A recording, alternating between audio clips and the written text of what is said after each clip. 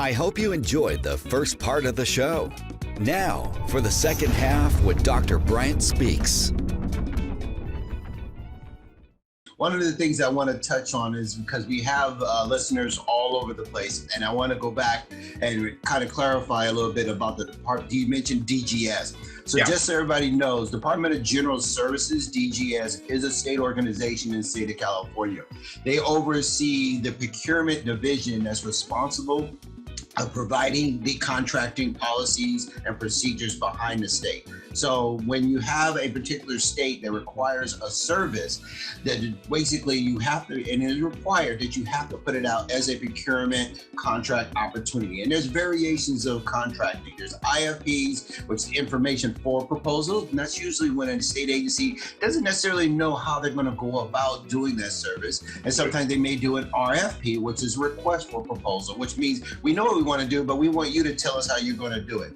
And these processes are required and mandated, which means that the state is actually expected to give a fair opportunity to any such company out there. And sometimes that company could be a representation of a person. If any such person or company that to bid on that job that he or she is qualified for. And now the reason why I say qualified, because you heard Michael mention small business. Now to get that certification in the small business means you can't make an X amount of money. So what I mean by that is you have, say for instance, Cisco. Everybody knows Cisco being really good in the telemarketing type arena for technology. But Cisco is a multi-billion-dollar company. They can't be certified as a small business because they've already made X amount of money over the years. And they have criteria that says every 3 years you have to recertify for small business. And that's still, we know that you're not making so much money that you no longer need assistance. And so they want to keep it in an arena where people who are still trying to build their company can stay among their own to compete. And the goal is that you will eventually come out of being a small business.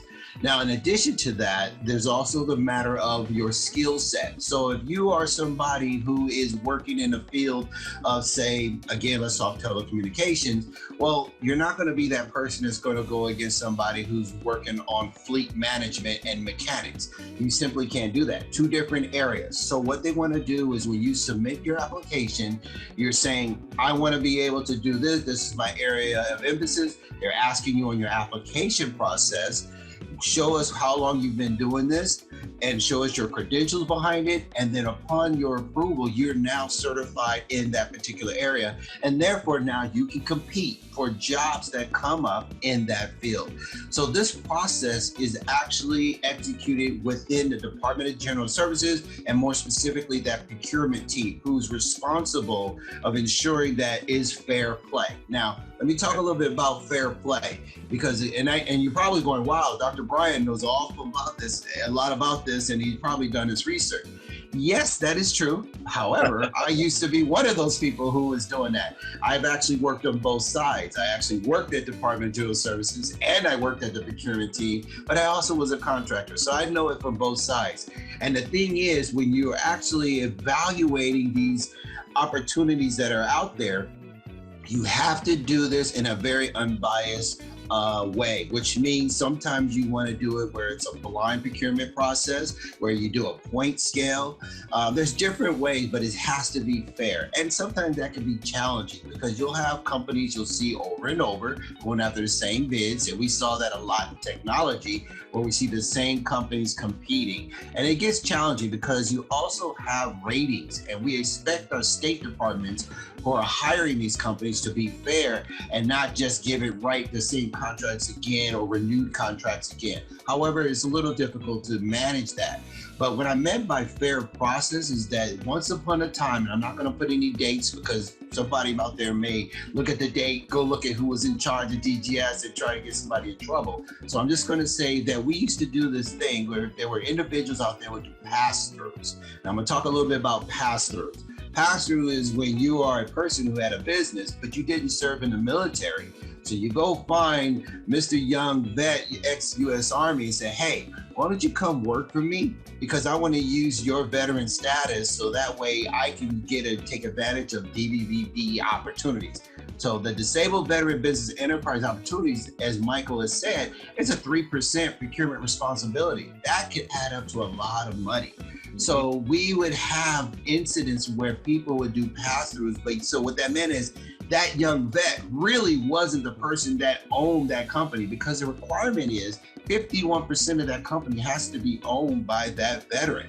And we had found years ago, people were not doing and following the rules. So I will say that I'm very proud to mention that DGS and the procurement team has tightened things up. And basically the rules have gotten a little bit more, I just say that they've done a great job in ensuring that the fairness is spread across. And I will applaud Michael and his team when they were working with the DVB Alliance. They were part of that changeover. In fact, that's one of the reasons why the DGS teamed up with the DVBE Alliance Network, because it was important that they went out and recruited veteran-owned businesses. The whole purpose of this was to provide the assistance. And then to support our show, we're here to provide that guidance to our veterans. So if you're listening right now and you're a veteran and you're trying to understand how you can build your business, this is exactly why this show exists, is so you can understand and meet people like Michael. Now, granted, Michael's in California, and I know I'll talk more about California, but this is all over the country. And one of the things that you should understand is that this also goes up to the federal level. You mentioned, he talked about how they were trying to grow the DVB Alliance to the federal level. Well, that's because GSA is sitting up there at the federal level. And GSA, General Services Administration, provides federal contracts under some of the same guidance as the DVBE. Now, I will say that their expectations are a little different, such as having 3 years of tax approved history of your business, sort of like saying, I've done this work for the last 3 years, I paid my taxes, here's my proof. And now you're eligible for what they call the SDV. Right. Michael, you want to say something to add? I just perfect lineup of what you were sharing, of course.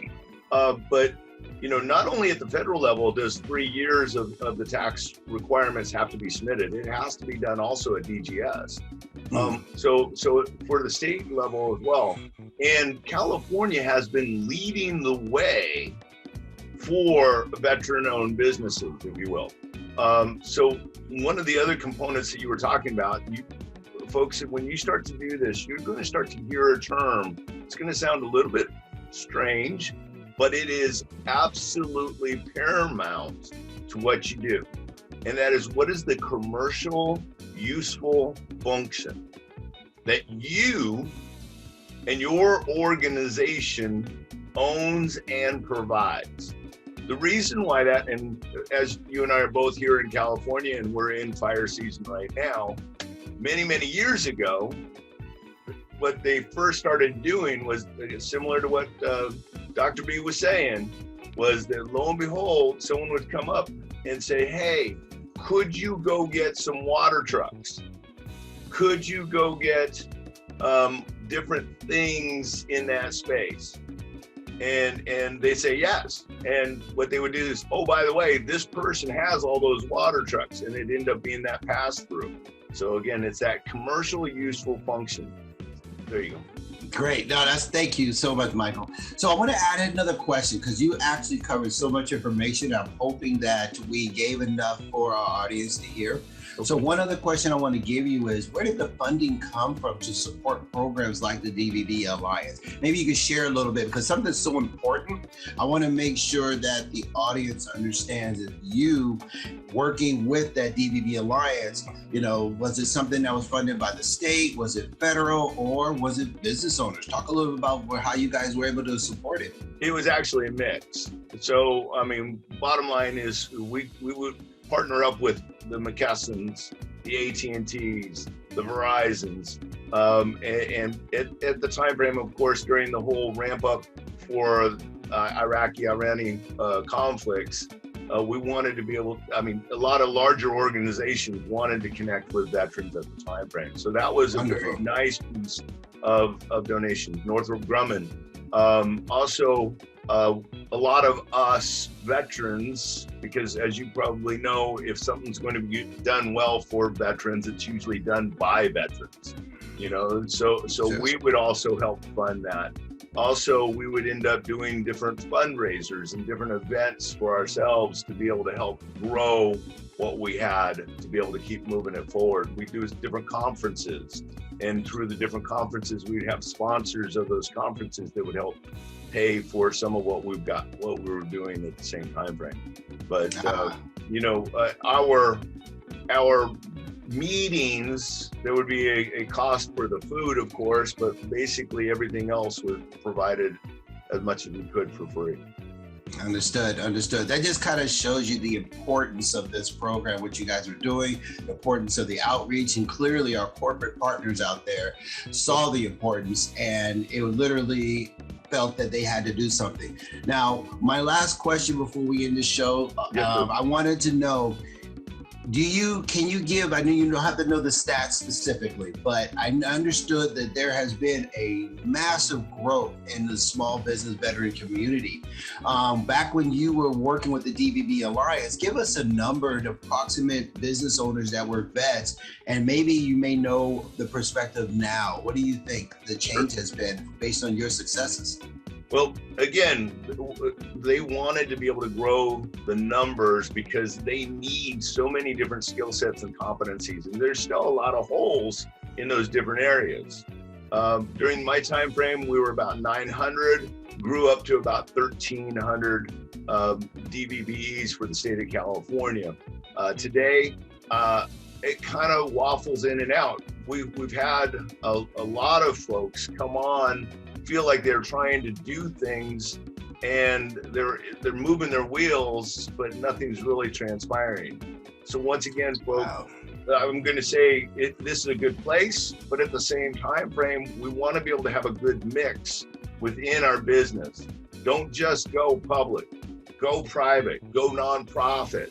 Take care of multiple different areas, because the beautiful thing about entrepreneurship, it's always growing, always developing, and so the bottom line is, yes, we want more veterans to be part of what we've got going on, and we've got some amazing stories. In fact, your next show is going to be a very great testimony of what one person as a veteran can actually step into. That's right. Thank you, Michael. I appreciate it. That's a great segue, because we're going to be talking to a business owner who is a veteran. He's an ex-Marine, and I promise you're going to enjoy my guest. He literally is the definition of success. I mean, he has done a great job, and we're going to talk a little bit more about him, how he leveraged DVBE, how he leveraged the business to actually get to that level. So on that note, I want to thank Michael Grabow, the successful coach himself, a mentor, a friend. Thank you for joining my show, Dr. Bryant Speaks. I want to ensure that everybody out there, you know how to reach me, drbryantSpeaks.com. And if you have any other questions, please feel free to reach out. So now go ahead. And if you guys would like to be able to reach out and get some coaching from myself, is michaelgrabow.com. Just if you don't mind, I apologize. All right, so if there are no other topics at this time, please be blessed and know that I am always speaking to you, but more importantly, someone is always listening, and that someone is not just me. Michael, thanks again. You guys are listening to the drbryantSpeaks.com show.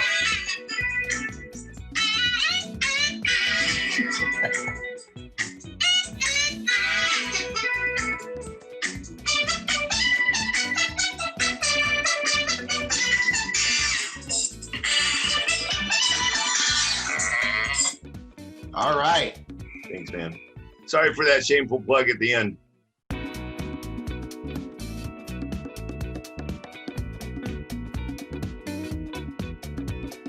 I hope you enjoyed the show. Please visit Dr. Bryant's website, drbryantspeaks.com. Also, visit his social media platforms, Instagram, LinkedIn, Facebook, and YouTube, all titled drbryantspeaks.com.